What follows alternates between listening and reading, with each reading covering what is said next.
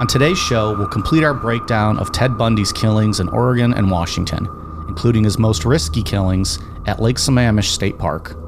We'll then follow Bundy to Utah, where the killings continue, and discuss how authorities finally got an ID on Bundy and discovered the bodies he buried at Mount Taylor. I'm Mike. I'm Ian. And I'm Dave. If you were shocked and awed by the depth and breadth of Mike's encyclopedic Bundy knowledge last week, stick around. Let's see if he still has the stamina for a round two. This is Necronomipod. Lake Sammamish State Park. On the day these scenes were filmed, someone, calling himself Ted, asked several young women individually to help load a canoe on his car. 4 that we know of said no and walked away. 2 others disappeared from the beach. Months later, police found their remains along with those of several other young women. The Ted witnesses described was shown in posters, but in the beginning, Bundy was not a suspect. He says police were looking for a criminal type, not a clean-cut law student like himself.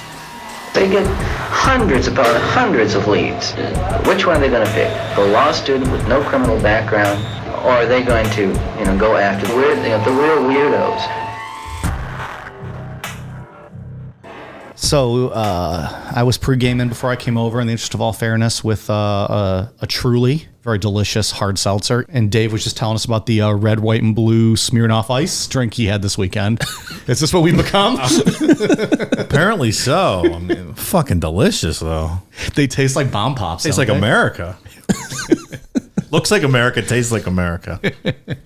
They are pretty, if you see them like in the bottles, they're just like a bright blue, pretty drink. There's no trace of alcohol detectable when you drink something like that. It is literally like drinking a melted At bomb all, pop. yeah. That's it, yeah. You could drink a 12-pack in like an hour and a half. And then just throw up All red, the white, sugar, blue yeah. from the sugar. 5,000 grams of sugar you just inhaled.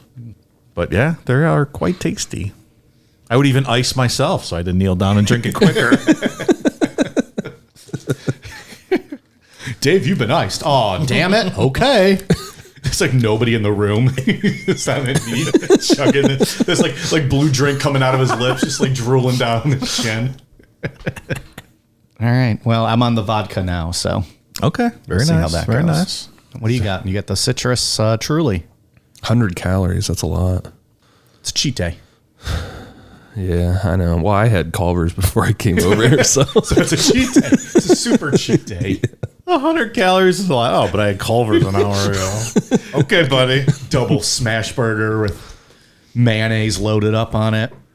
Probably some cheese curds. It did have cheese curds. All right. Yep. So we're back to Ted Bundy. We got a lot to get into tonight, so might as well just jump on in. Part 2. So where we left off on part 1, young women around college campuses in Washington and Oregon started to disappear at a rate of 1 per month, starting in 1974. Bundy had found a spot on Mount Taylor in Washington that he was using as a burial ground for his victims, and we established a solid MO for him. Bundy would wear a sling or sometimes use crutches and act like he was dropping books or something along those lines. And at that point, he would ask a young college student for help carrying the items back to his Volkswagen Beetle. If the young woman took the bait enough to turn her back to him or bend over, Bundy would hit her in the head with a crowbar, and the rest is just kind of assumption based on Bundy's half-assed confessions. Around 11 p.m. on May 31st, 1974, former UW student Phyllis Armstrong said that a man walking with crutches asked her if she could help him by carrying a gas can to his Volkswagen Beetle. Once they got to his car, the man asked Phyllis to get inside and help him start it, but thankfully Phyllis got bad vibes and quickly left. About 3 hours later, 22-year-old Brenda Ball went missing. Was the can full? Could she have doused him and lit him up and did the world a favor back then? Probably, See? yeah. Missed opportunity. While Bundy was trying to abduct Phyllis Armstrong, Brenda Ball was drinking at the Flame Tavern in Burien, Washington. Brenda was a regular at the bar, so almost everyone there knew who she was. According to people at the bar, Brenda stayed until close, which was around 2 a.m., and there was a band playing there that night, and Brenda asked one of the members for a ride home. The guy said he wasn't headed in that direction she needed to go, so Brenda decided to hitchhike. You think that guy feels bad now? Probably. I would think so, right? I would. Yeah. I wonder about how much out of the way it was too, Also true. That's fair. You don't want to. Well, no. I mean, if you're like, oh, fuck, it was only 10 minutes. That's what I mean. But maybe it was further. We don't know. We're just judging the guy now and shitting on him. And he's like, it was 2 hours out of the way. He had to make the next town for his next gig. That's right. When Brenda didn't show up at her apartment, her roommates didn't think anything was wrong. Like many of the young women we're going to talk about in this story, Brenda was living that free spirit life. She hitchhiked all the time and wouldn't come back to her apartment for days at a time. After almost 2 weeks, her roommates started to get worried. At this point, Brenda had been gone longer than she'd ever been gone before. And the biggest thing is that all of her clothes were at the apartment and there hadn't been any contact at all. I want to live that free spirit life. That's not for me. No? Me either. How's that work? You just start going, I guess. Just Yeah. go. Clothes that you have on your back, just go. Now live. Yeah, it doesn't sound fun. Not at all. No. I changed my mind already. Like, Dave, you like to be in bed at 9 o'clock every night when we're not recording. I don't know if this life's for you. Don't know where you're sleeping. Good point. Little where I lay my head is home type action. Yeah, like I need a comfortable pillow. That's just not going to work. Like the band, the band doesn't even come on till like 11:30. You ask people, "Well, hey, can we go back to your place? I just need to crash." They're like, dude, it's 8:45. Relax. One of her roommates went to the bank Brenda used and asked if there had been any activity on her account. When the bank teller told her friend that there hadn't been any activity, Brenda's friends decided it was time to call her parents. 16 days later, on June 17th, Brenda Ball was officially reported as a missing person. Try doing that tomorrow. Go to the bank and ask if your friend's account has had any activity. Yeah, they'd be like, all right, see ya. Nice try. Different times. Try getting information from them if it is even your own actual account. Good it's point. not so simple. What's your mother's favorite food and when she was 4 years old? That's your secret question. Bundy didn't really give any useful information regarding what he did to Brenda Ball. His longtime girlfriend, Liz Kopler, later said that she specifically remembered the night of May 31st, 1974, saying, quote, "It was a Saturday night and my parents came out from Utah. The tradition in the Mormon faith is that when you're 8 years old, you get baptized. And so I was going to have my daughter, Molly, baptized, and my father was going to do the baptism. We went out to dinner the night before, and Ted treated us all to pizza. He was in a big hurry to go after we were done with pizza. The next day, he didn't show up. He completely missed the baptism. He was probably 2 hours late. After it was all done, he showed up at the church. I forget what he said was the excuse, car trouble or something like that. I was mad because he was making me look bad in front of my parents. But never in our wildest dreams did we think he was out abducting people." Liz's mother also kept a diary, so we can corroborate what Liz said. Under May 31st, her mother's diary says that Ted took them to Pizza and Pipes for dinner and then dropped them off, saying he had to go home. That was Mike's college nickname, Pizza and Pipes. He'd make the girls a 99-cent Tostitos and then lay the pipe to her the rest of the night. I think it's well established on the show. Maybe it wasn't. That was back in like the Discord days. I do not prefer that 99-cent pizza. That's your gimmick. Totinos. What did I say? Tostitos? No, we used to the 99-cent Totinos. Yeah. I don't eat those. I'll do the Those pizza are delicious. Rolls. They're okay. I love them. At a drunken night, sure, I could see that. I'll do the Totino's pizza rolls. I splurge that extra, $4.99 to get the big 100 bag mega pack. And I'll make them 5 and I'll eat the other 95. And then you get the pipe. There you go. Eat up, Toots. It's piping time. That Pipe and hop. Now you're getting piped down. That is a weird name for a restaurant, right? Like, what's the Pipes? I looked it up. There's a big organ in there. Oh, cool. In the restaurant. That's kind of cool. Sounds annoying as fuck. Fucking weird. You want to hear organ music while you're eating your slice? I don't think I do. Does somebody actually play it? Or is it just kind of there for decoration? This one, I believe this one burned down when I was I was doing an investigatory on Pizza and Pipes. Like, what the hell is this? Yeah, I think it burned down. Looks like there's other ones, though. So Are there... Never heard of it. I kind of miss the days of there being like pizza joints where like you go in and eat pizza, right? Like maybe like a red tablecloth kind of place. Like it's all like it's agree. takeout now. Most places, like you could still go sit in a Pizza Hut, but why would you? No. Pitcher of beer. Yeah, like there's that place in town, Master's Pizza. You could do that there still. I would like. I miss that. It's more of a sterile fluorescent vibe though, versus like an old time pizza restaurant. Right, not the dim lighting. Yeah. You gotta have the dim lighting. And I don't think they have like the little like the pepper shaker thing on the Parmesan and red flakes. the on red the table. flakes. Like you need that on the table have as to. well. It's mandatory. Yeah. I don't know, just something needs to come back. Maybe we'll start a pizza place. I wish someone would open one of those. I think we should. Maybe you should bring back pizza and pipes. We'll look into it. We'll see. So it's not completely clear where Bundy was living at the time of this murder. Some reports say an apartment. What I'm assuming is in the one that he used to get revenge on Marjorie Russell, that girlfriend that he did like the couple years long revenge thing on. What do you mean, Marjorie? Other ones say that he was renting a room, like a communal living, like tenement house kind of thing. Either way, even though things with Liz were serious, he wasn't living with her full time. During his interviews with Stephen McCod, where Bundy was doing that weird third person stuff, he said that the quote killer would have probably changed his MO for this murder, that he probably chose a hitchhiker as a victim because so many college students were going missing. Investigators are quick to call bullshit on this claim.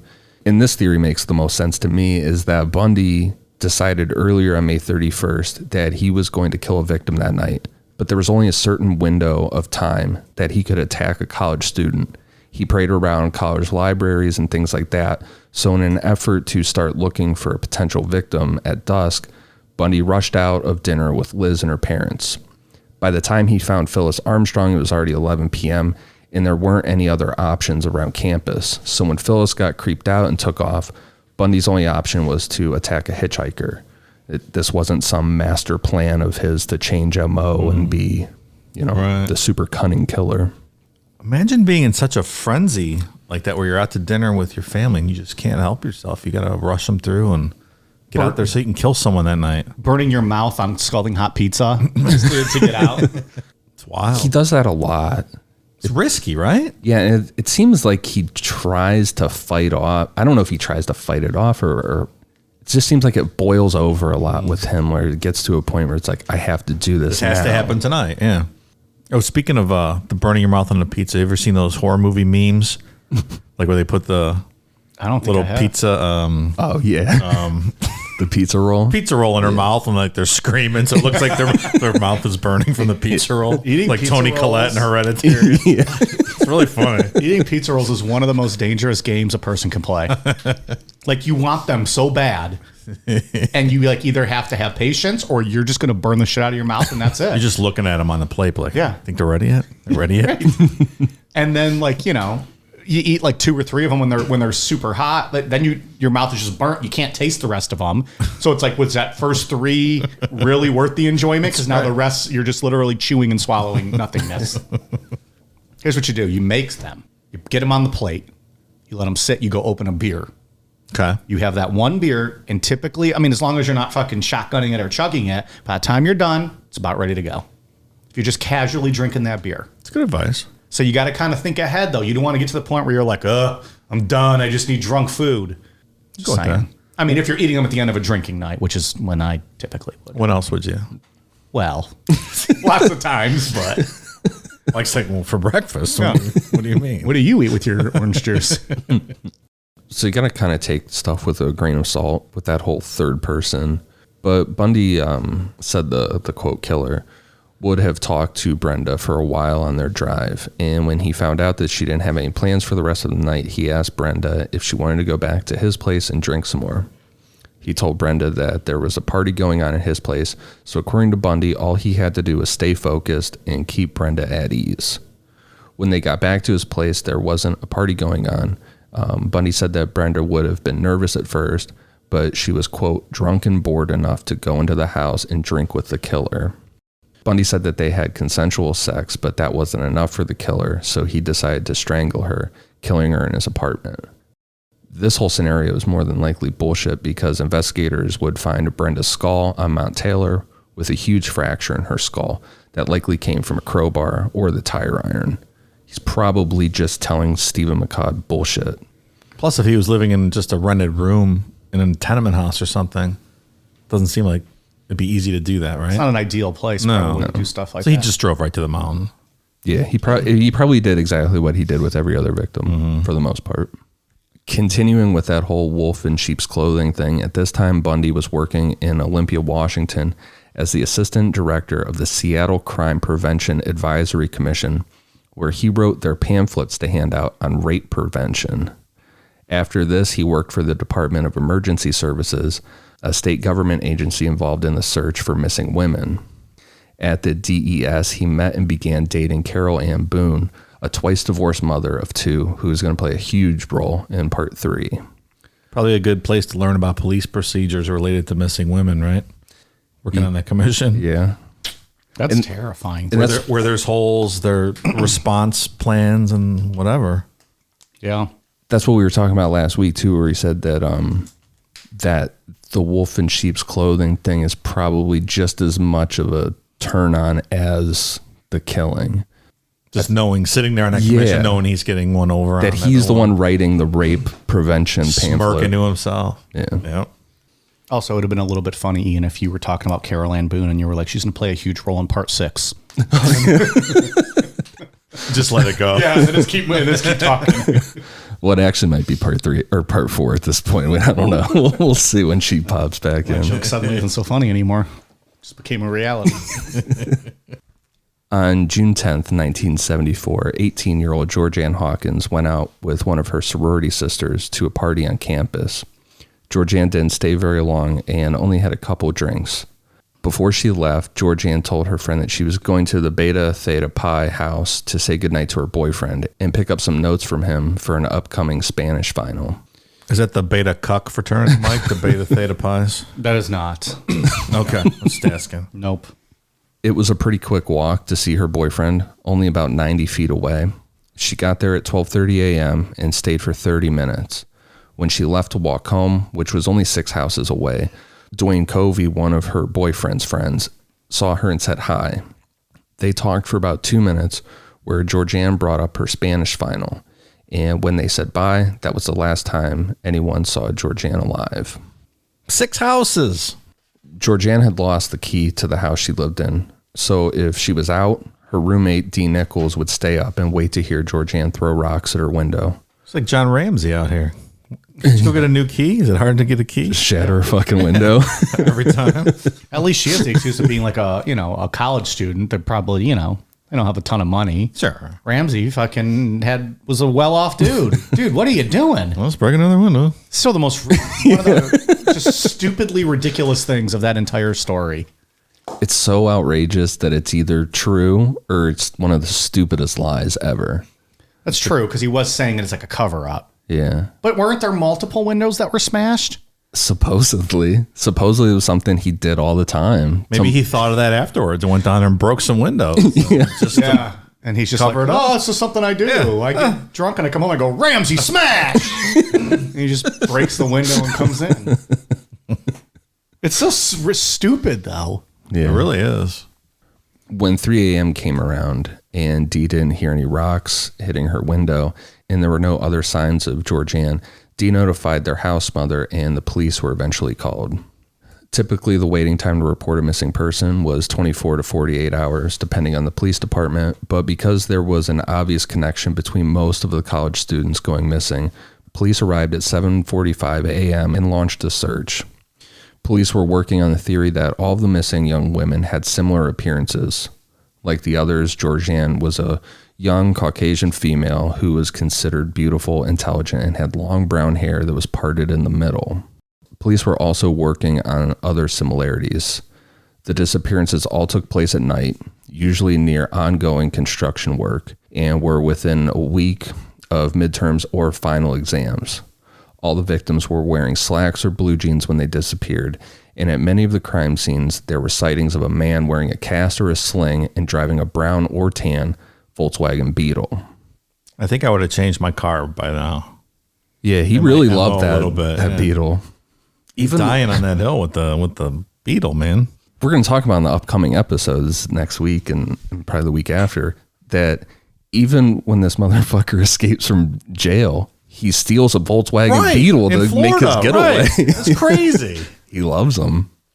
Also, like if you're in the business of dealing with like bodies, do you not want something a little bit bigger? Like, could you pick a smaller car? Like a big white panel van with no windows? I don't know. Also that, too. He liked to rip that front seat out, so he had all that extra room. Yeah. What was it that Ramirez changed after? Was that the one with Feinstein where she came out and said something about his clothes? Shoes. Yeah. Shoes. And he was like, oh, okay. She straight up said like size 10. They weren't New Balance, but something along those lines. She was like, oh, all right, threw him right off a bridge that day. So Georgianne lived in room number 8 of the Kappa Alpha Theta sorority house. A search of her room showed that all of her possessions were still there. When law enforcement interviewed Georgianne's roommate, she said, quote, Georgianne never went anyplace without leaving me the phone number where she'd be. I know she intended to come back here last night. She had one more exam, and then she was going home for the summer on the 13th. Georgianne was nearsighted and usually wore glasses or contacts, but she had neither on her at the time of her disappearance. Her roommate told the police that the reason why Georgianne didn't have her glasses or contacts with her that evening was because, quote, she'd worn her contacts all day to study, and after you've worn contact lenses for a long time, things look blurry when you put glasses on, so she wasn't wearing them either. Because of her nearsightedness, Seattle police theorized that if the suspect had been lurking in the shadows of the alleyway nearby and overheard Georgianne's name after overhearing Dwayne Covey call out to say hi to her, that the suspect could have easily called out to her using her name to lure her in his direction. And specifically, Dwayne Covey said, hey, George, which everybody called her George. So police were like, okay, Bundy's sitting in this alleyway waiting. He hears them say, hey, George. Even more personal, uses a nickname. He's a sneaky fuck. That's probably accurate. One of Georgianne's roommates was the daughter of a man who worked for one of the local news stations, so this case got a lot of media attention. However, the case quickly went cold with no leads. The only lead was a witness seeing a man in an alley behind a nearby dorm building on the night of Georgianne's disappearance. No surprise, he was on crutches with a cast on his leg and struggling to carry a briefcase. So obnoxious. Just needed like one good bitch slap. Right. Might have like taken care of this guy. Or like a Ronda Rousey type trying to get abducted. Yeah, she right. fucking whoops his ass and hog ties him on the sidewalk. Yeah, like just the one chick or, who was taking like boxing lessons or something, just once. Because he's a big pussy who's got to hit you from behind. Right. If confronted from the front.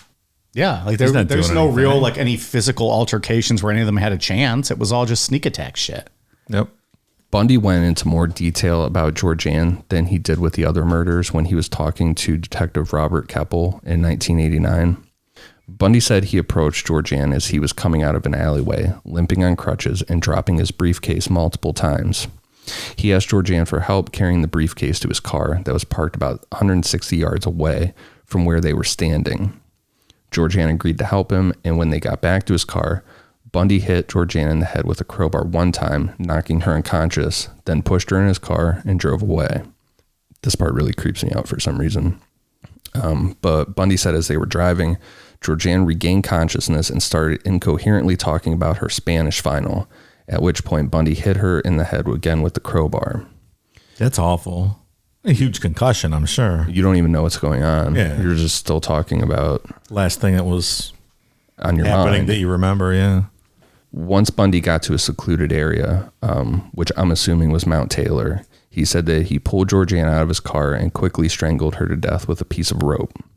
Bundy said he returned to the scene 3 days later, decapitated her, and took her head and buried it on a hillside nearby.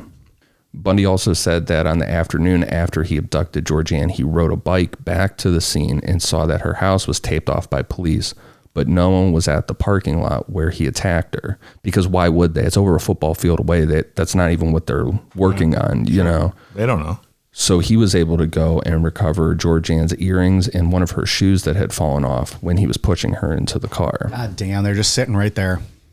I find it interesting that he appears to have favorites that he likes to talk about, and he won't talk about other stories as a way of maybe reminiscing about his favorite ones where he thinks he looked clever or things like that, where he went back and, Or do you think he's making a lot of that up? I Just kind of randomly nitpicking, like, maybe. yeah. It's interesting how he'll talk about some and not others, though.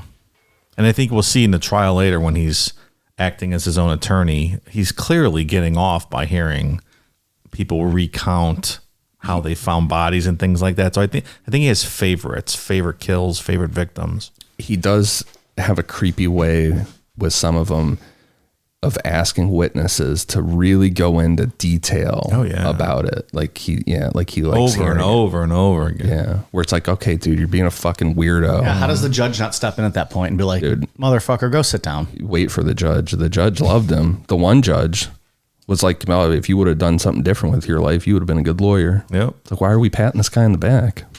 Good luck to you, son. Yeah, that's what he said to him. Yeah. Okay. All right. Thanks, Judge. Yeah. There was something really interesting when I was reading the book by Stephen McCloud. Bundy told him that he had this fantasy of people going missing. Part of the fantasy of the killer, it's him, whatever. He wanted people to go missing. Like when he killed people, he thought that they would just be gone forever and there would be no news coverage or anything. Like no one would miss these people. And when there was news coverage about them or there was a search for them, it ruined the fantasy.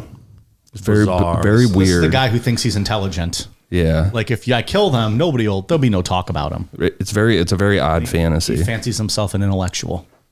What, or was it more just the fantasy of it? He didn't actually think that, but he did it because it got him. The way the quote is that it was always a shock to him and ruined the fantasy to a degree when.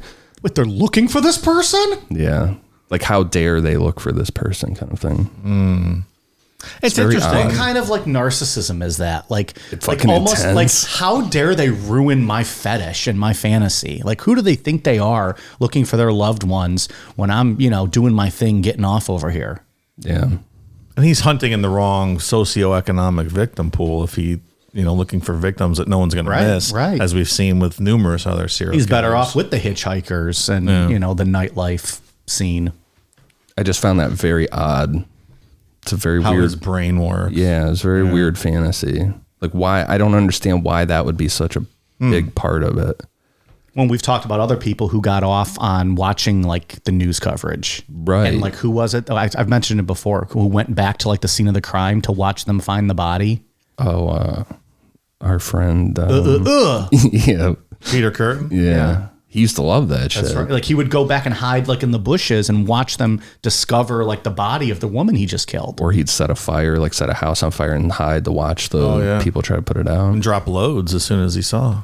Isn't he the one that like cut the goose's head off and like got off on it? Like that was the first time like he came to like the blood. He just straight up came in his pants every time. When the blood hits the floor. Yeah, the jizz sound hits of it. the zipper. Is that what you said then, or is that? I don't know. I was waiting for a rhyme, but I don't know where you go with that one. Like that's something wild in Peter Curtin's brain, right? Oh, that you just come and you're not even hard, right? It's all brain synapses firing. Like there was the one where he saw a horse that was like got hit or something, was dying on the side of the road, and he just came in his pants. I like that the weirdest part for you was that he was coming soft as opposed to like, a dead horse. Well, or I mean, the goose whole with thing's its head weird. cut off. Like that's to me a little bit more bizarre. How about when the blood hits the ground, I unchamber my round. All right, there we go. You're back. You got it. The other thing at this time, there was a panic going around. Yeah, but The police were being pretty, keeping it close to the vest, but the news media, news outlets, they were piecing this together. A lot of young women stopped hitchhiking. There was a big, kind of PSA going out, stop hitchhiking. I know we even had a patron message us that his mother lived in this area at the time. So she started doing her hair differently. And a lot of women were, if they had brown hair parted in the middle, they started doing their hair different. just like Son of Sam, kind of changing their appearance up a bit. Yeah. I wish I could remember that patron's name, but shout out for sending that message. It's interesting. Shout out for your mom being smart and saving her life. Changing her hair. Yeah. Good for her. That patron might not be here right now if not. So Yeah. good on her. So you're saying Bundy would have taken money out of my pocket? No, fuck this guy. This guy's a real piece of shit. I'm kidding. Ish. The Oregon and Washington murders ended on July 14th, 1974, with probably the boldest crime we've ever talked about in a serial killer case. On July 14th, it was a hot day and perfect for being outside. And on that day, an estimated 40,000 people were at Lake Sammamish State Park enjoying the day. 2 of those 40,000 would end up being Ted Bundy's victims in broad daylight. Ian said the words, was a hot day and perfect for being outside. I mean, people were trying to cool off in the lake. You are way out of line. I'm not doing that, but other people thought it was perfect. Normal people might like it. Ugh. I mean, obviously there was 40. That's a lot of fucking people. 40,000. I sweat reading that sentence. I went for a 3-mile walk today in the 92-degree heat, and I almost had a heat stroke. You think you're fucking better than us, pal? I do not recommend it. Okay, and Ian's over here eating Culver's. Either way, I bet you both had sweat underneath your boobs. So who really is the winner here? This is true. Oh, good for you. Healthy Dave. You're still going with that. I'm trying. Why don't you get a treadmill, man?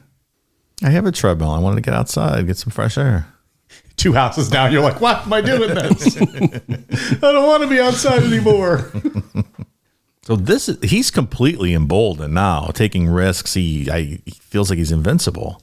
This is a dangerous thing we're about to talk about for him. Yeah, this is fucking crazy. Yeah, it's nuts. Well, I think, like you said, I don't think we've ever discussed something more risky Not that I can think or of. riskier. No. I mean, maybe Dahmer talking, just going outside of his apartment to go down and talk to the police when that kid. Yeah, that was pretty bold. You know, he could have just stayed inside and hid, but instead he went out and talked to the police himself. Yeah. But even that, This it's one not still like he was feels out. riskier. Yeah, he wasn't like doing that on purpose. Yeah. You know, like And then what we're getting into, like giving his real name. yeah. Other than talking about all of Mike's unprotected college sex, this is definitely the riskiest behavior. That's true. It was very risky, but I survived. You did. I'm a survivor. You're thriving too. Survive and thrive. They could have put me in the movie Running Man, and I would have won. The first victim that day was Janice Ott, a married but separated 23-year-old probation caseworker at the King County Youth Service Center in Seattle. While Janice was lying on the beach, she was approached by what witnesses described as a handsome man wearing a white shirt, tennis shorts, and tennis shoes. The man had his arm in a sling, and people sitting next to Janice overheard bits of their conversation. The man asked Janice for help putting his sailboat that was at his parents' house in Issaquah on his car. Janice said that she had her bike with her and she didn't want to leave it on the beach because it might get lost or stolen. This man assured her that there was room for it in the trunk of his car. Janice then said to the man, quote, "Okay, I'll help you." Janice was last seen walking away with the man wearing cutoff jeans, a white shirt tied in the front, and a black bikini underneath. As they walked away, one witness overheard Janice say to the man, quote, "I'm Jan," to which he responded, quote, "I'm Ted." So you walk up to a stranger at the beach and say, "Hey, will you drive with me to my parents' house to load my sailboat?" And Fucking bizarre. I guess different times, man. I don't know. People seemed real loose with their trust back in the day. Like if someone came up to me and they were like, "Hey, you want to like help me out? Come in my car." I'd be like, "Get the fuck away from me!" Get fucked, dude. No, I don't. Sit on the beach. What are you even talking about right now? Yeah, it just seems. Dude, I'm 93 Miller Lights deep. Like, I'm not helping anybody with anything. Do you not realize it's 105 degrees out here? Especially with all this stuff going on, you know? And I wouldn't sound like we're getting into victim blaming kind of stuff, but it just, the scenario seems. Well, we're also talking in the day and age when we have cell phones too. So it's a little different. It is, sure. We just like, motherfucker, just Google, whatever service you need to help you. Yeah, Ted Bundy would never exist in this day and age. No. Not even for a second. He would have been caught the first time he murdered a I think college that's probably right, yeah. girl. Yeah. And who knows how many people he approached that did turn him down, right? Because he's probably not going to brag about that or talk about that. And unless they came out of the woodwork to say something after the fact, we don't know. So essentially, it's just nice people that he's preying on and taking advantage of. And a lot of these young women were, I don't want to say emotional turmoil, but that's what the FBI has listed as a similarity. Janice Ott was separated, and she was going through an emotional time with her separation. Yeah. She was kind of, just a little out of it. Most of these young women were either fights with their boyfriends, different things like that. Caught them at the right time. Yeah. Maybe their guard was down. Yeah. Maybe not even something they normally would have done. Because I can't remember if I put it in the outline or not, but on this day, he, at least that we know of, he approached 5 different women outside of his victims, doing the same shit, saying his name was Ted, with the sling, and can you help me get my sailboat? You know, we always talk about going back in time or going forward. I am changing my story about going to the future, and I will go back in time, and I would like to beat Ted Bundy to death with a baseball bat. This obnoxious fucking prick with his stupid fake cast. But then you're going to jail, Dave. Why not just turn him in? I'm going to take him up to Taylor Mountain. I'm going to fucking bury his skull. I'm never going to find him. There you go. Who did you say you were going to dig up one time and beat their bones with a baseball bat? Is that what he said? Yeah. But he's a future guy. Not anymore, buddy. I'm a Bundy hunter. All right. I don't know. Somebody, he said he wanted to dig up their bones and beat them with a I baseball cannot bat. fucking I stand don't this remember guy. that. I'm sure somebody will tell us. I just So now this is number 1 on your beat the shit out of list. he's at the top now. All right. 4 hours later, Denise Naslund, a 19-year-old computer programming student and office assistant, disappeared from the park. She was on the beach having a picnic with her boyfriend, her dog, and another couple. Around 4:30 p.m., she left the group with her dog to use the restroom, and that was the last time she was seen. Her dog later found its way back to her friends while they were searching for her. No witnesses are known to have seen Denise talking with or leaving Lake Sammamish in the company with a man with his arm in a sling. However, Denise was well known to help out anyone who asked for help, so she would have likely agreed to help Bundy without a second thought. She was also fighting with her boyfriend at the time. Well, there you go. This is What another. you were just saying. Yeah, this is another one the FBI marked as in that kind of emotional, somewhat of turmoil, I guess. Which then still goes, I go back to how many people with like each of these incidents did he actually approach that are just like ignored him or kept walking? And maybe people that never gave it a second thought and never made the connection back to who he was. Sure. Like, you're not just going to get this lucky every time. With this one, I mean, there's at least, like I said, I can't remember if I put it in the outline later on, but at least 5 that we know of that came forward and said, yeah, there was this fucking weird guy who said his name was Ted and he asked for help. Yeah. So, and you know, people might have just forgotten about it and moved on with their lives and never made a connection to anything, which is understandable too, but it's Which is the normal response. right. For the most part, for most people, it will be. Right. So it's just weird that, you know, eventually he's getting to the people that are some, you know, like we said, turmoil. Yeah. Or just overly nice and wanting to be, you know, decent human beings, which I'm not in touch with that, but I think people out there try to be. I like to think that I'm a nice person like that, like a helpful in a safe way. Like I'm not going to do Just the guy that this. just said, "Get the fuck away from me." Well, The guy yeah. came up to you and asked for help. I like to think I'm a nice human being. Get the fuck away from me, man. Do you ever stop and pick people up? Like I've thought about it before. See people walking with gas cans but you know, people get robbed because they do that and their boyfriend, whoever's in the bushes, and it's just too dangerous to help people these days unless you have your gun with you.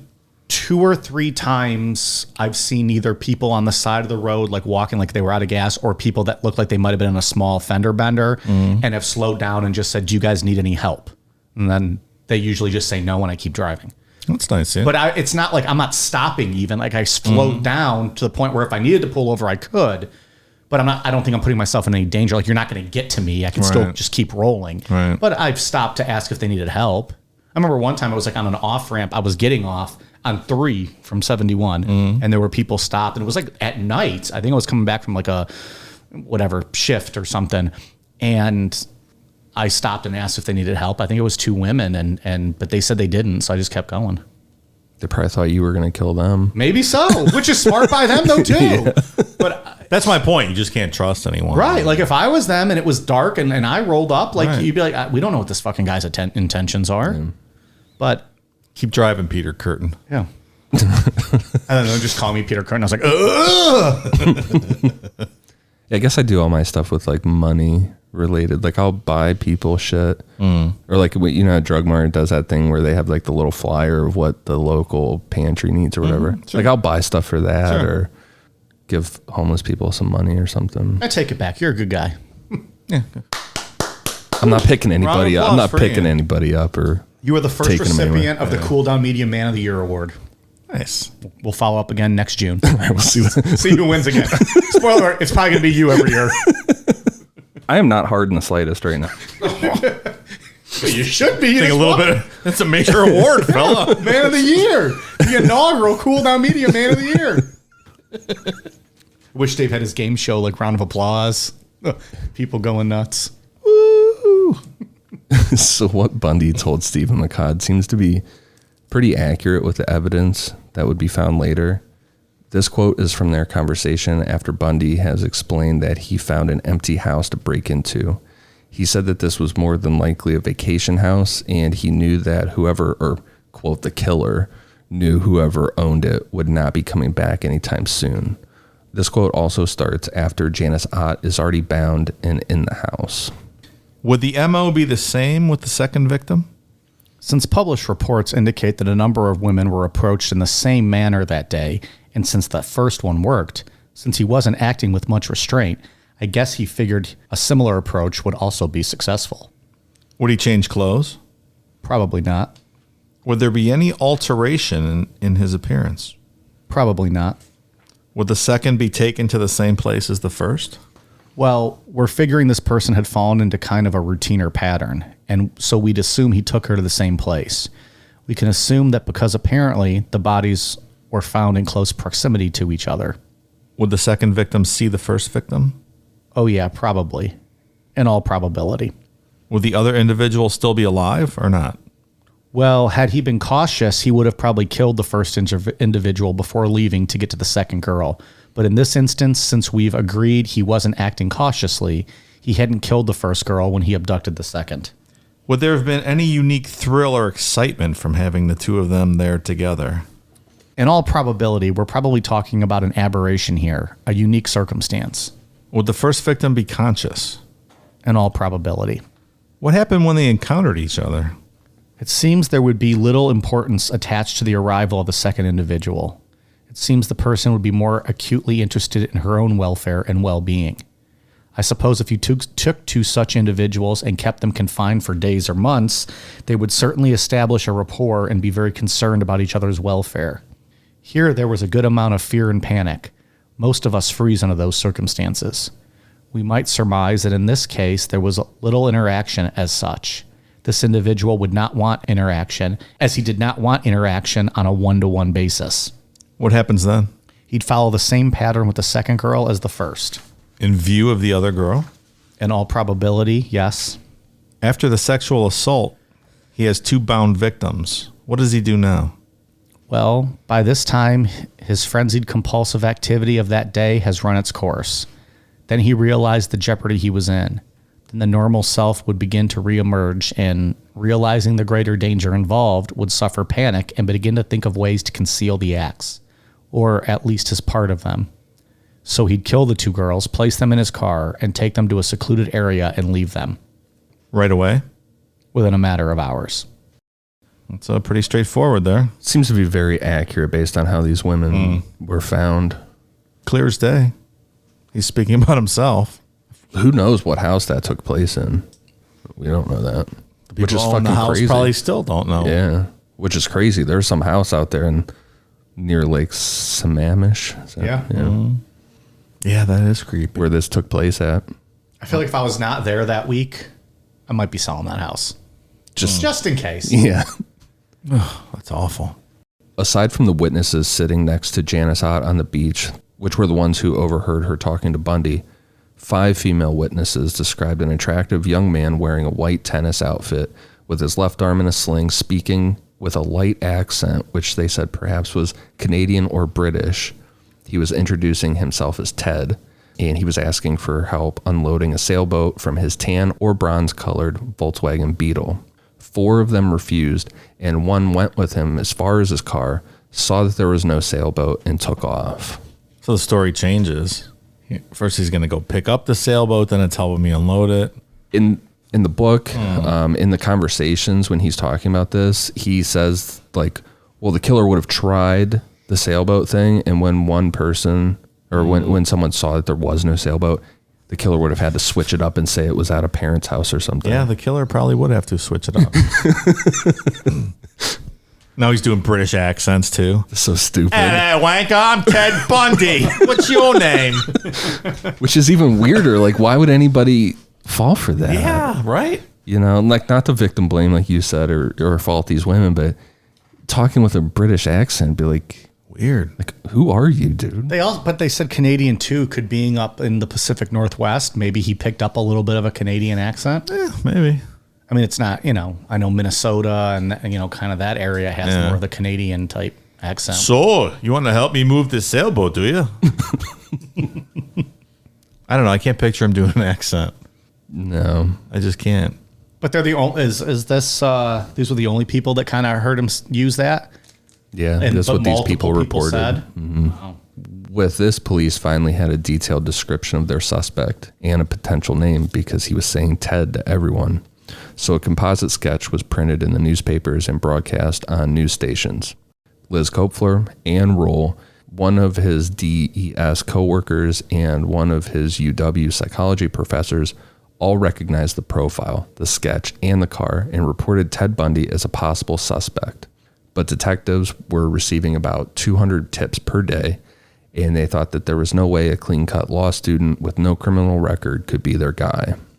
Which, I guess, fair enough, but... hindered by technology, being able to process and cross-reference all those tips. Yeah, that's a lot of tips for 1974. Yeah, right.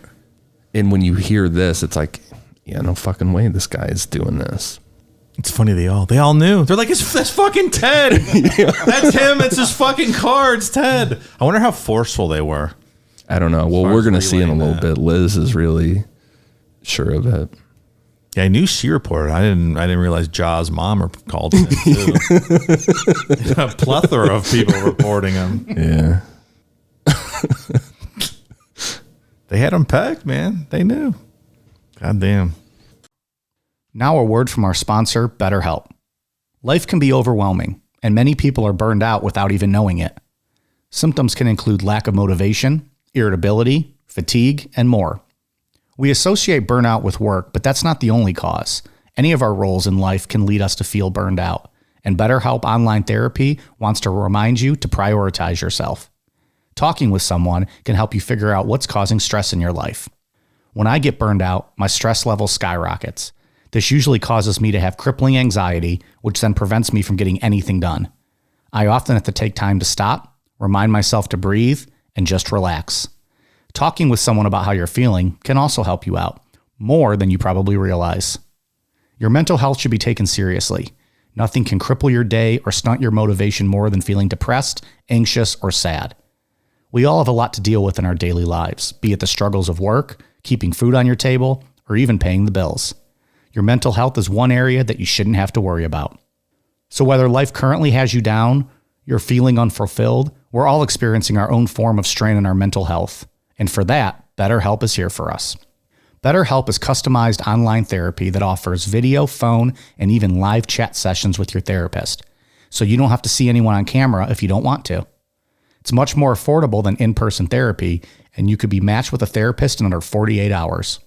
Necronomipod listeners get 10% off their first month at betterhelp.com/necro. Again, that's BetterHelp, HELP.com/necro. That's BetterHelp.com/necro. And thanks to BetterHelp for sponsoring today's podcast.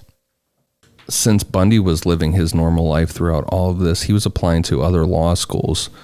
Since he dropped out of the Seattle School of Law in August 1974, Bundy received a second acceptance letter from the University of Utah Law School, and he moved to Salt Lake City, leaving Liz in Seattle.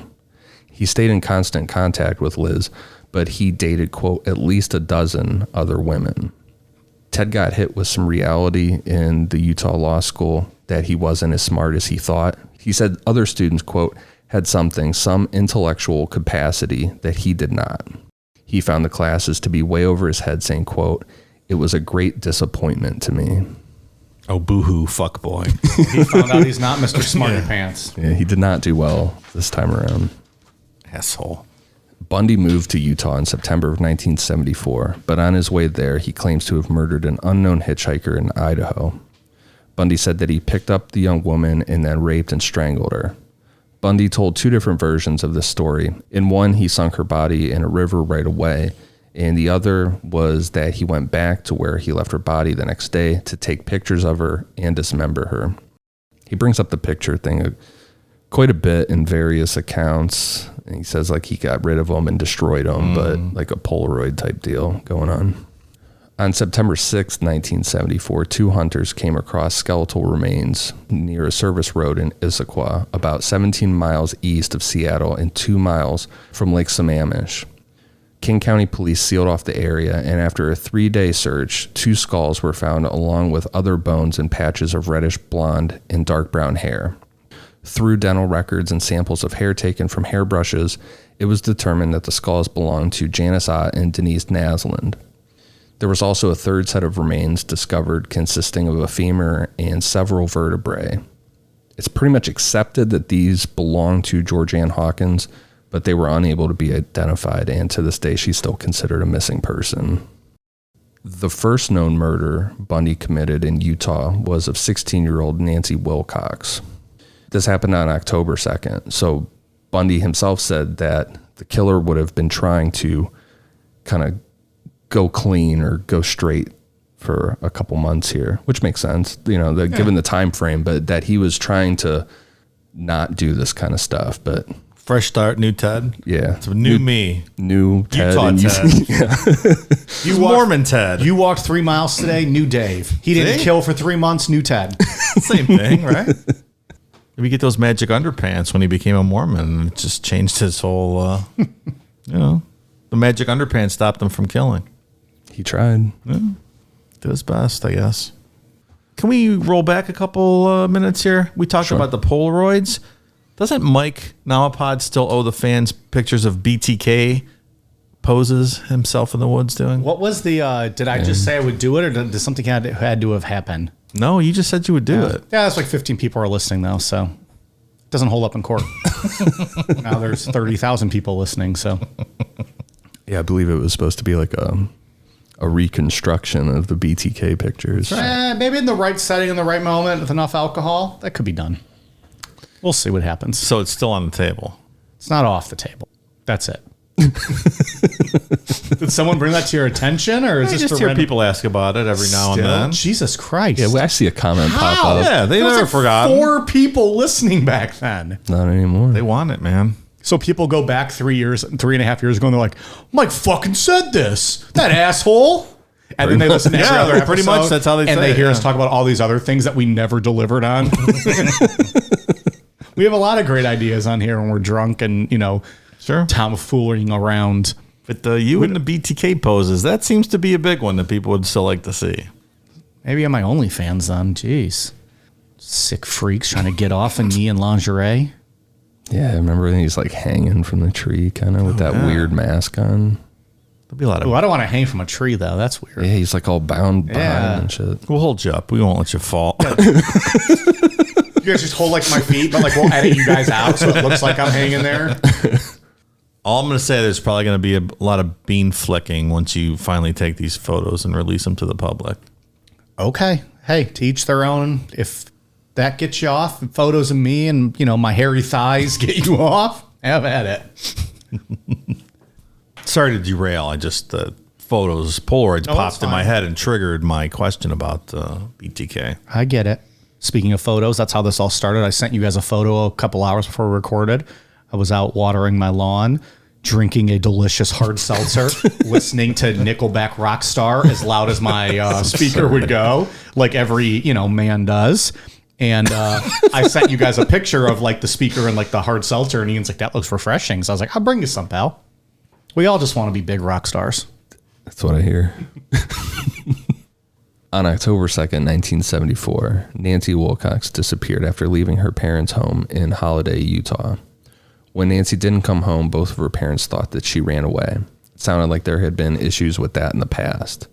The details of Nancy disappearing weren't made public until December of 1974, but this was because other young women and teens had gone missing in that time frame, and by December it was thought that Nancy was connected to this string of disappearances. A day after Nancy's case was made public, a waitress came forward to say that a girl matching Nancy's description was at her restaurant with a handsome guy that had a mustache, and they left in a light-colored Volkswagen Beetle. And keep in mind, Utah has no idea about all the shit going on in Washington. This is way before the days of internet and police stations. Yeah, that goes back to the technology gaps. Yeah, and they generally didn't help each other out, police departments. And that's, the internet's a big thing with that, technology, like you said. And then there's some of that ego shit going on where they, we don't need your help. Yep. Like they had all the information at this point. Like if they could have, I don't know, had some sort of data comparison, whatever. They knew it. Like they had Ted. They could have picked him up. Yeah. It's a shame. Multiple people in Nancy's life knew about a guy that was coming into a restaurant that she worked at to flirt with her. Nancy told her cousin Jamie that the guy was older and attending law school. Nancy's sister Susan recalled a conversation with Nancy where Nancy was excited to see this older guy driving by their house. Susan said that Nancy said something along the lines of, quote, "Oh my gosh, that's the guy who's been coming into my work." Sheesh. Ballsy. Driving by her house? In 1989, Bundy was interviewed by Salt Lake detective Dennis Couch, and he confessed to the murder of Nancy. According to Bundy, he spotted her walking alone one evening, and there was an apple orchard nearby. He said that he forced Nancy into the orchard, tied her up, and drove her back to his apartment. He claimed to have kept Nancy alive in his apartment for 1 day before killing her. He wouldn't go into any further details of her murder, and Bundy claimed that he didn't know who Nancy was, and it was completely random. Bundy told Detective Couch that he left Nancy's body near Capitol Reef National Park, but her remains were never found. I saw some theories that he was ashamed of this because she was underage. Like he didn't want to admit that he basically was grooming her. Okay. I'll buy that. I don't know, how accurate that was, but it definitely was not random. He had interactions with this girl. With all those eyewitness accounts. On October 18th, 17-year-old Melissa Ann Smith, who was the daughter of the police chief of Midvale, Utah, another Salt Lake City suburb, disappeared after leaving a pizza place. Her naked body was found in nearby mountains 9 days later. Her autopsy suggested that she may have been alive for up to 7 days after her disappearance. On October 31st, Laura Ann Amy, also 17, disappeared 25 miles south of Midvale after leaving a cafe just after midnight. Her naked body was found by hikers on Thanksgiving Day, and her autopsy showed that she probably died 20 days after her disappearance. Where's he keeping these guys? He never talked about it. 20 days. That's a long time.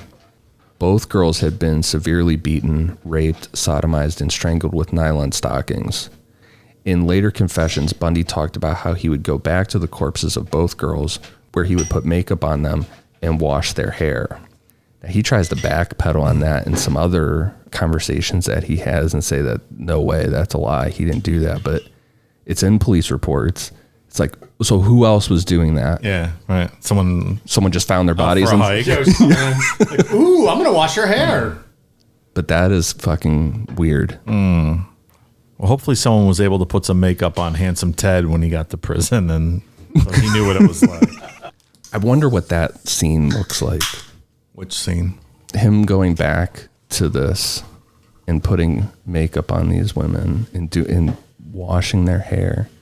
Like, are they sitting up? Are they? Is that all he did? Talking to him? Yeah, talking to him. There's some necrophilia attached to this story at some point, right?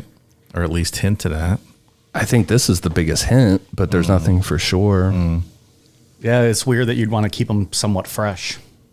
I feel like it would be even weirder if there wasn't necrophilia involved. Like, what was the point? Right, if he just went back to do this. To hang out? Can you even imagine? Like, sitting there with corpses? No. You could stop the sentence right there. Oof. No. I don't like going into, like, funeral homes. No, it's weird. Just even being in one is just crazy. Yeah. No. Let alone anything else. Anything else. Yeah. There's these little odd details when you read the different accounts, like different conversations with him or listen to the audio from some of his confessions. It's like, what is going on here? Because this completely doesn't fit with his MO at all. No, not at all. Right. But there's proof of this. This happened. You know, it's in the reports when their bodies were found with their hair had clearly been washed and they had makeup on. Well, and they're keeping him for 7 and 20 days, too. It's kind of outside what he was doing up to before. Right. Yeah. Or is he just kind of like progressing and going further and further with whatever it is he's into? Or is he purposefully changing up his MO so they don't track him to the other murders? I don't know. This is the guy who's Or is been he driving that evolving? Volkswagen forever. Can't change everything. Maybe at first it was like, get into what you got to do quick, kill and get rid of them. Now it's like, well, he's bold enough now. I took these 2 girls on the beach. Nothing happened. I'm going to keep these bodies around a little more. I think that's a valid argument, sure. Maybe part of it is if he keeps them around, they're still alive. Well, what was his fetish? If they're dead, they're going to be done looking for them, which he enjoyed. When someone went missing, he was upset and it ruined the fantasy if he saw news reports that people were looking for them. Yeah, so that wouldn't make sense then. I don't know. Maybe he's just getting ballsier and thinking, I'm going to keep him alive a little longer and have more fun, doing whatever it is he was doing. The fantasy's evolving. Right. And adapting, sure. And I wonder if it's like a drug high or something. Like after you get used to something for a while, it kind of gets boring. So you got to ramp it up a bit. I think that makes sense. On November 8th, Bundy approached 18-year-old Carol DeRanch at a strip mall type place in Murray, Utah, less than a mile from the Midvale restaurant where Melissa Smith was last seen. He identified himself as Officer Roseland of the Murray Police Department and told Carol that someone had tried to break into her car. He asked her to go with him to the station and sort it out, and Carol agreed, and as they were driving, she pointed out to Bundy that he was driving on a road that did not lead to the police station. In response, he quickly pulled to the side of the road and attempted to handcuff her. During their struggle, he accidentally locked both handcuffs on the same wrist, and Carol was able to open the door and escape. See, the one time he has like an actual altercation, he fucks around, can't get the handcuffs, she gets away. Exactly. He's used to doing it while they're unconscious. Right. Or, attacking them from behind first. Mm-hmm. This was a straight up one-on-one incident and she got away. It is wild, they interview her substantially in some of those documentaries, and it's just a wild story. It's crazy. It's crazy how that badge and stuff can make you completely drop your guard so much where she didn't even think to say, well, how do you even know what car I drive or anything, How'd you find me in the mall? Right. Like, it's a police officer. And that's a very scary fucking thing just in general. There's a TikTok account that I follow that's like a police watch type thing. And they posted a couple of videos where this guy was pretending to be a cop and they caught him doing it. And after they like approached this guy enough, like the confrontation where he finally started dropping it, you could tell this guy was a fucking creep. Like he was up to something weird. It's very scary. Yeah, it is. When people impersonate a cop. Because you don't really know what to do. Right. Well, you're going to tell him to fuck off and then end up getting arrested for real? Or exactly. It's weird. That's why it's an effective means. Later that evening, Deborah Kent, a 17-year-old student at Viewmont High School in Bountiful, 20 miles north of Murray, disappeared after leaving a drama class at the school.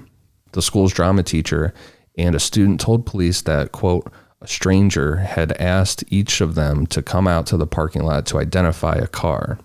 Another student later saw the same man pacing in the back of the auditorium, and the drama teacher spotted him again shortly before the end of the play. Outside the auditorium, police said that they found the key that unlocked the handcuffs on Carol DeRanch's wrist. Bundy never admitted to murdering Deborah Kent or gave any clues as to where her remains were hidden. And that almost sounds like very frantic, like he's pacing. He fucked up with Carol DeRanch and he's just back there pacing, waiting for probably anybody he could to go attack. outside. He needs to have that attack. Because that adrenaline, he was all juiced up. And he said he probably, as soon as Carol got away, he just drove by that school and pulled in and No plan, which goes back to the other frenzy killing with the pizza place that night. Right.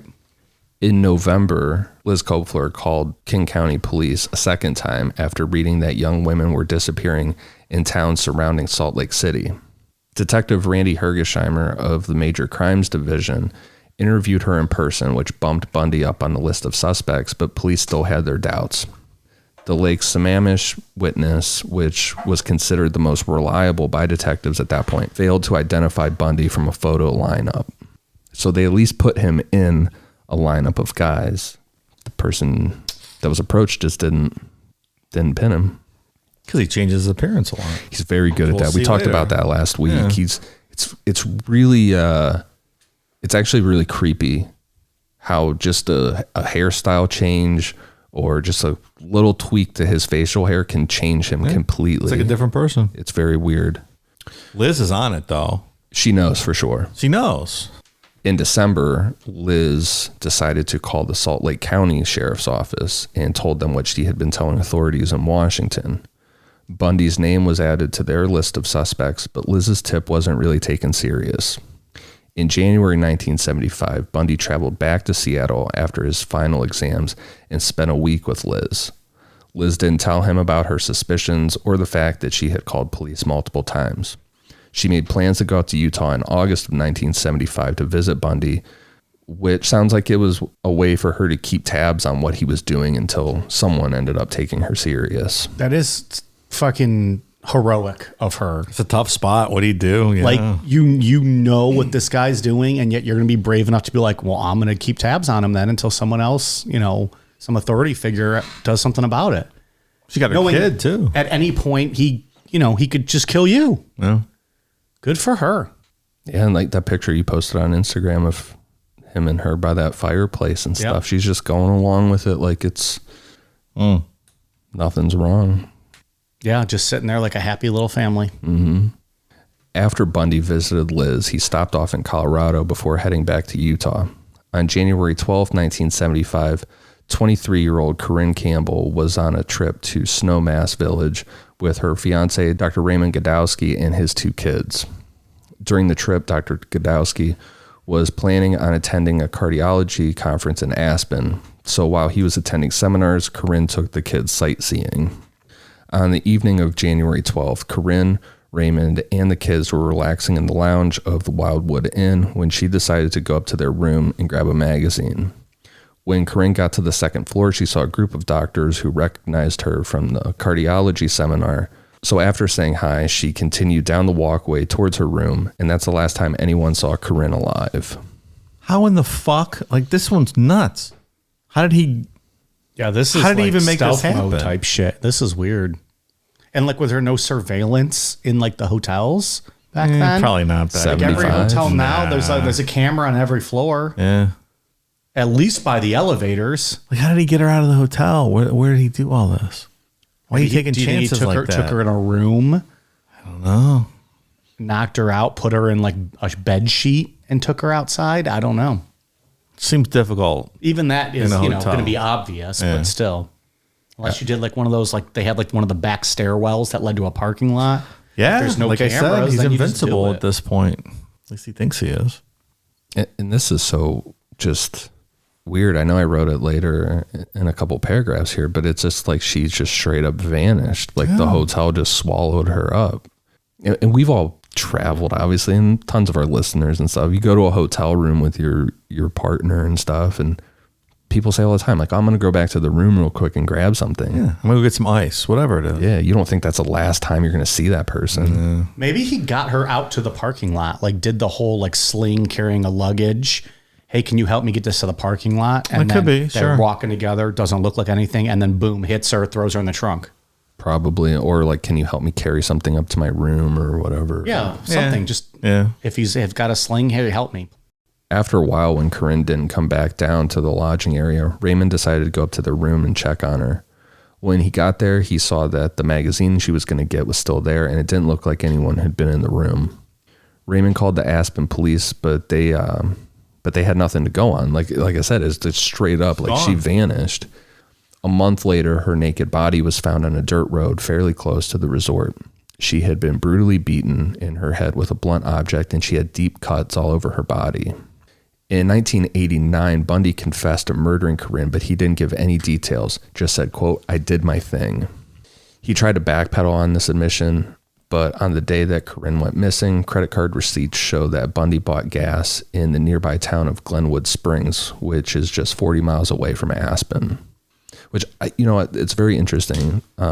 So a lot of this research I found, I think I said it in part one, that 1992 field guide that was put out to the FBI, like all the art, like to look for similar offenders or whatever.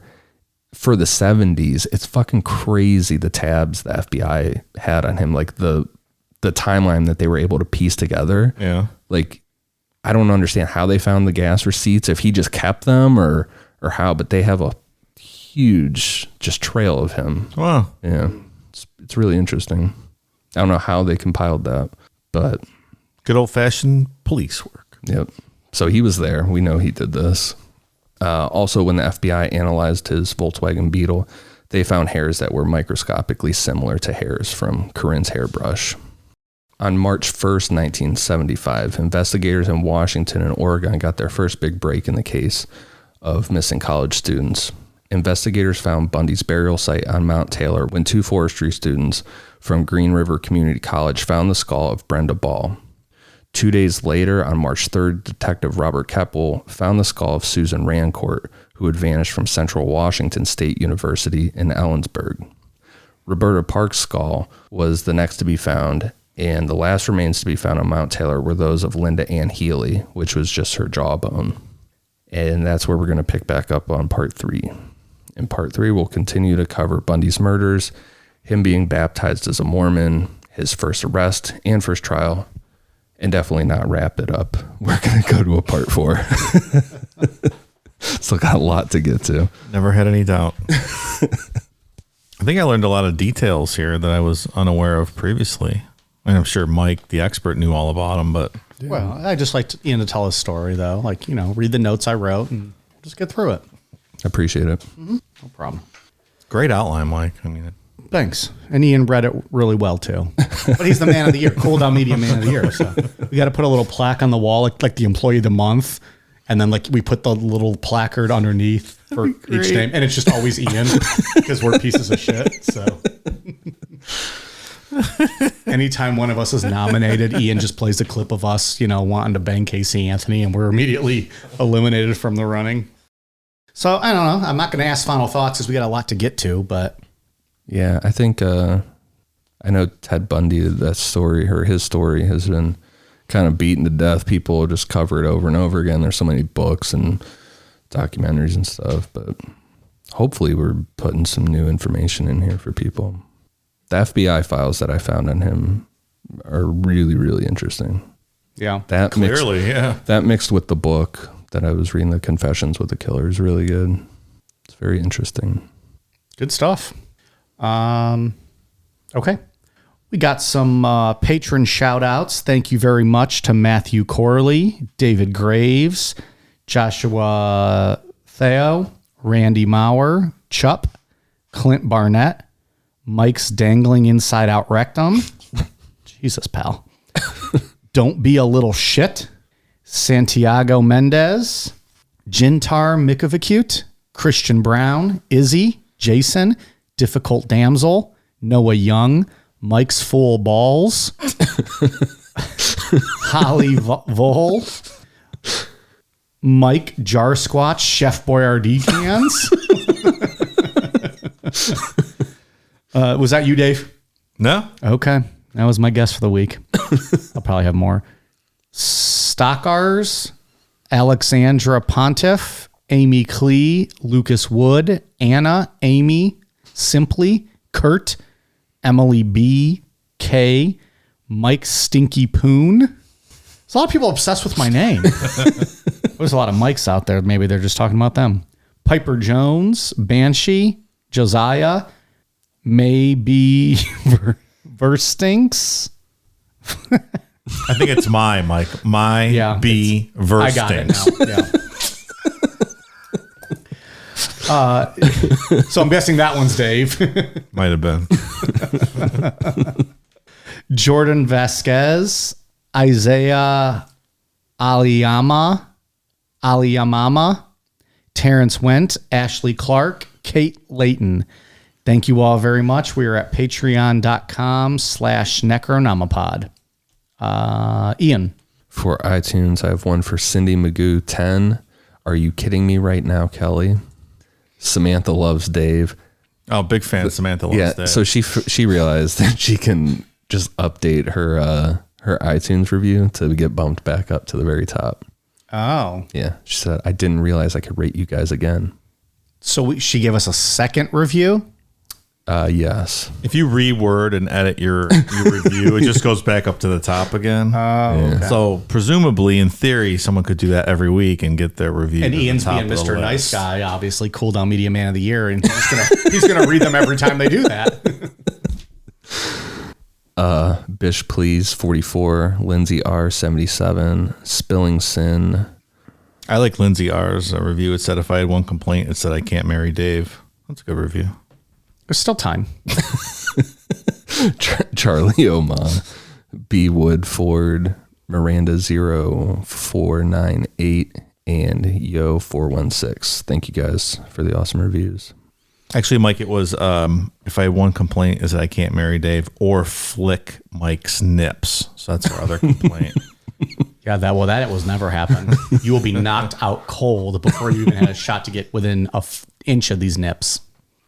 Dave, the international reviews? I have one for Rhiannon, and then we have an updated one from Nevin Hewitt, upgraded to a 5-star, even though we ruined the end of Seinfeld for his girlfriend. Hello, 30 years ago. Get with the program, Nevin Hewitt's girlfriend. Did we actually talk about the finale of Seinfeld? I don't know. They say we ruined it for her. We talked about I know we've talked about the Curb reunion that they did. Maybe we did get about into the finale. We talked about the jail stuff one time, how Seinfeld ended. But you know, it wasn't great, but it wasn't awful. it was just so-so. Yeah, it was okay. How would you compare that to the Game of Thrones ending?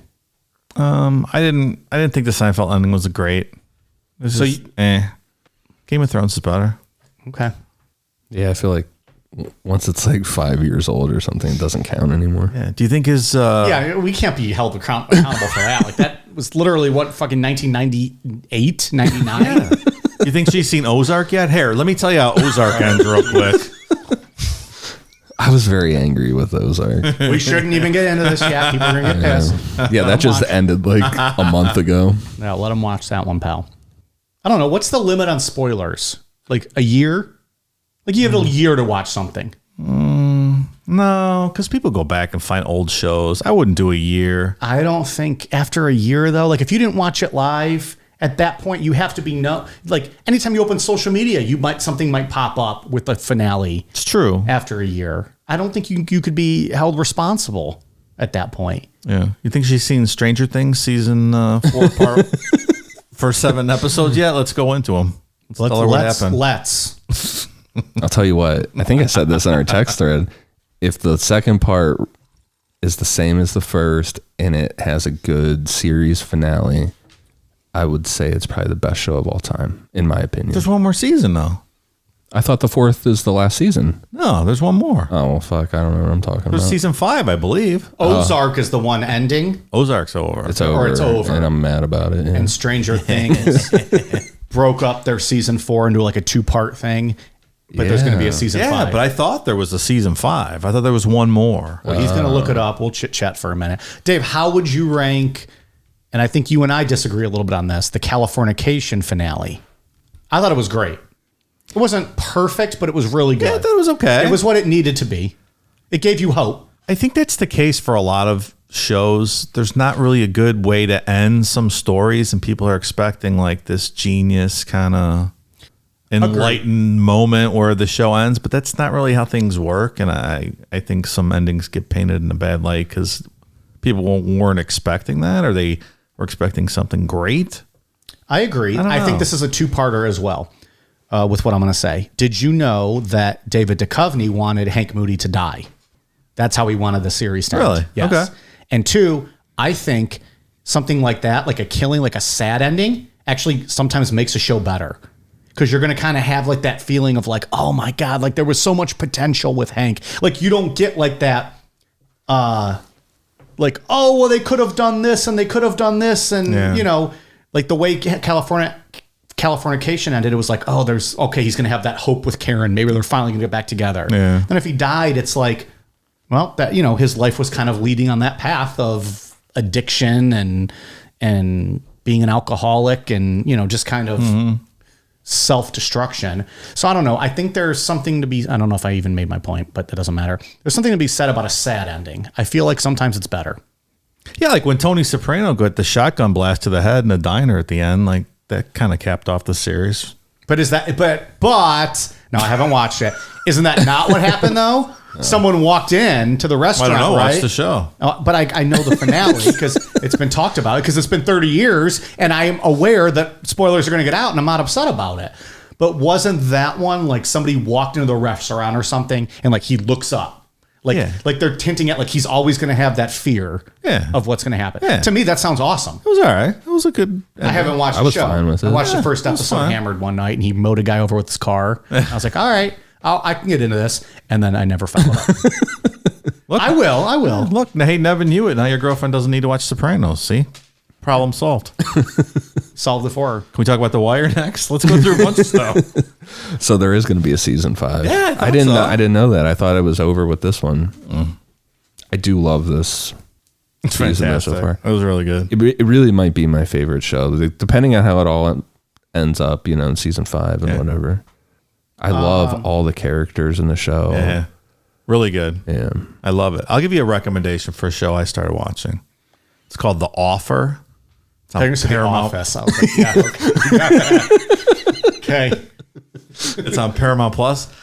It's the story of the guy that produced the Godfather and his interactions with the mob and getting the film made and stuff. Really interesting story. I don't know if I love Paramount it. Plus, I got to sign up for that. Yeah, that guy in the neighborhood here gave me the recommendation. Yeah, super cool.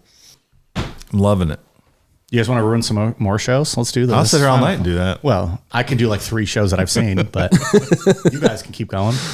Lost was fucking garbage the way that ended. Lost. I was very angry about that. That's weird to me, Dave, that you didn't watch Lost. I mean, it just seems like you watch most things. This was a huge show. You didn't see this one. Lost had so much potential. It does not seem like a show I would have enjoyed. Yeah. I feel like you would have until... like season 3 or 4 when like it got a little more paranormal type stuff. Yeah, that probably would have lost me there. Yeah. And you both gave up on Walking Dead, right? Like you both abandoned ship a while years ago. Yeah. And it's still going, isn't it?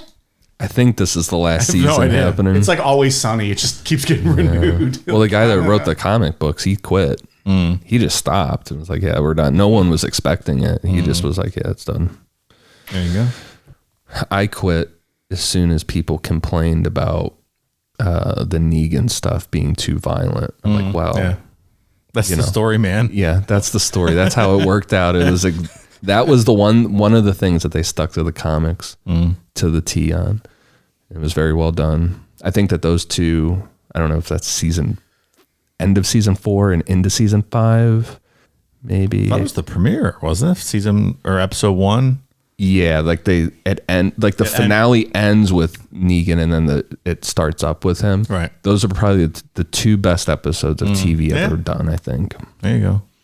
As far as like sticking to a comic book and things like that. Like when they planned their attack and they thought they were going to wipe them out and stuff. Yeah. They're like, no. Yeah, Negan has him down on their knees. He's like, yeah. Oof.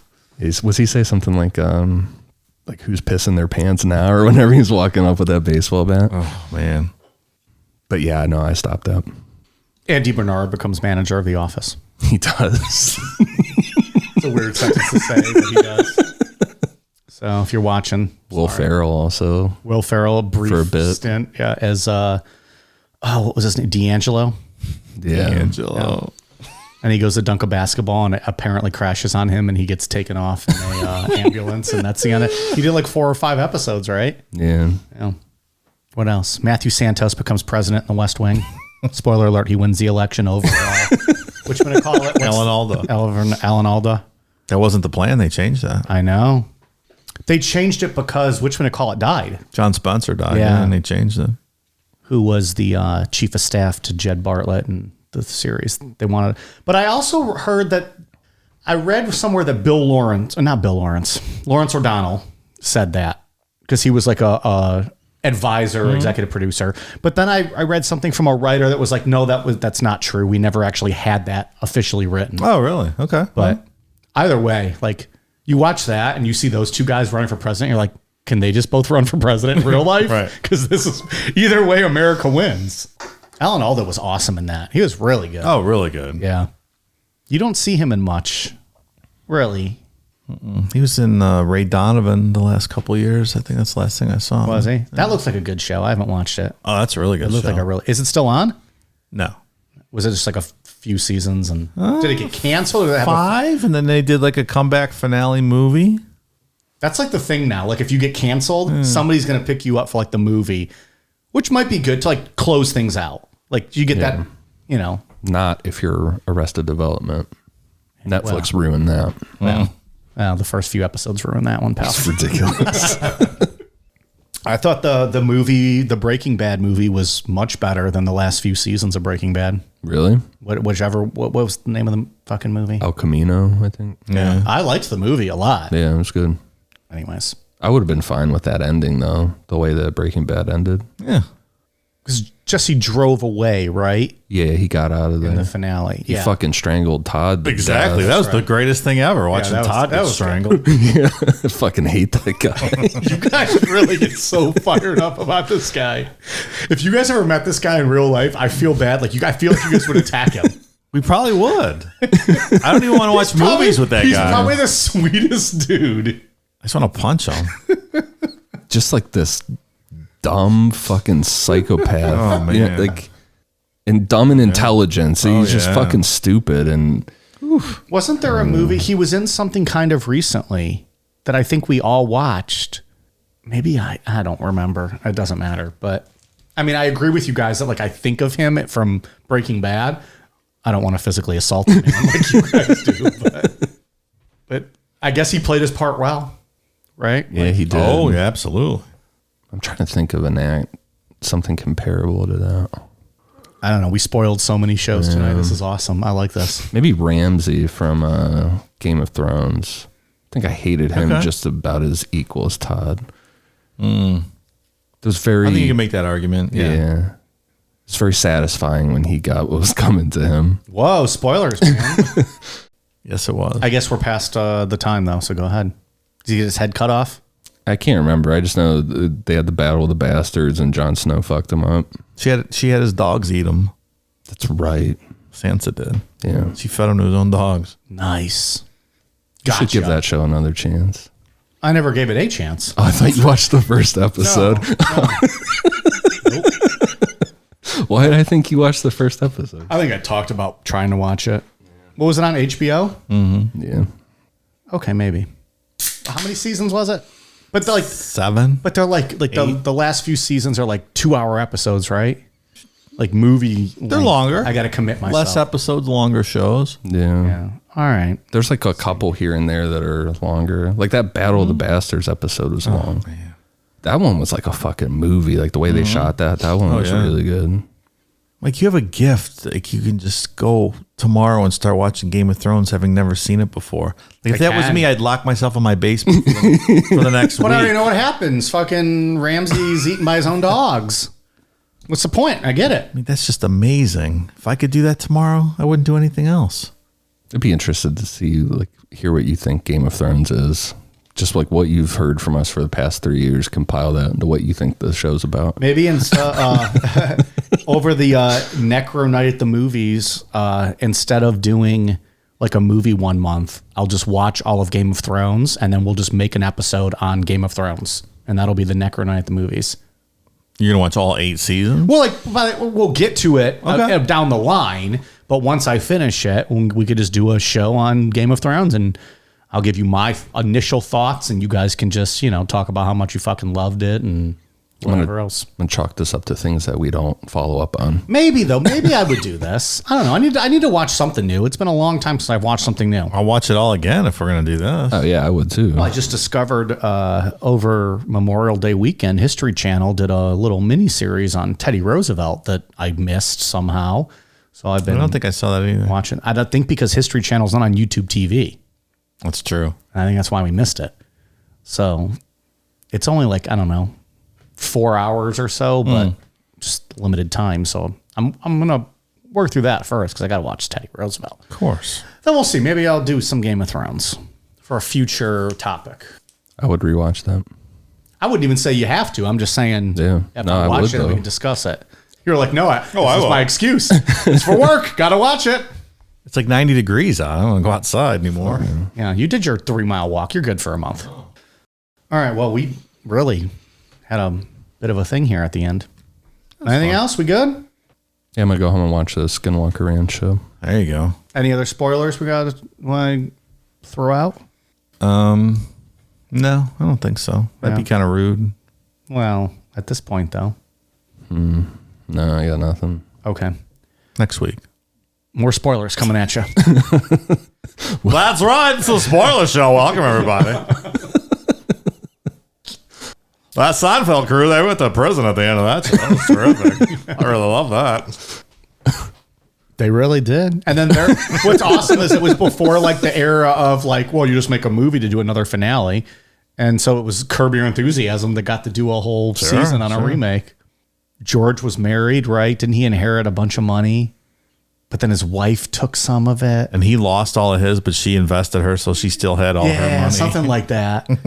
Jerry, they're also living in the same place. That's good shit.